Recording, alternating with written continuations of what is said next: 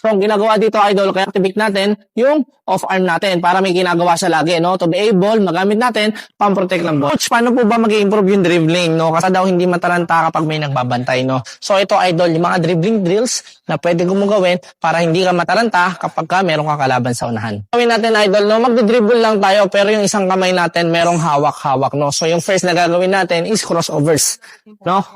So, ang ginagawa dito, idol, kaya meron ganito para ma-activate natin yung off-arm natin para may ginagawa siya lagi, no? To be able, magamit natin, pang-protect ng bola. At the same time, yung next drill naman natin, idol, is crossover between the legs, behind the back. So, crossover between the legs, behind the back, no? So mahirapan ka talaga dito, idol, lalo na kung di ka sanay.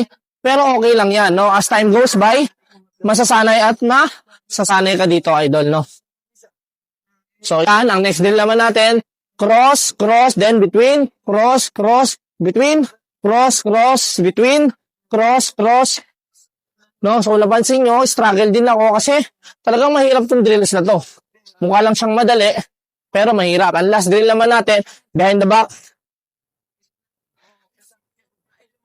Yun, idol, yung mga drills na pwede mong gawin para mag-improve yung ball handling mo. Makakatulong yan sa'yo, idol. Always remember, okay lang nahihirapan. Pinakita ko sa'yo, pati ako nag-i-struggle sa drill, pero ganun talaga kung gusto natin mag-improve as a basketball player.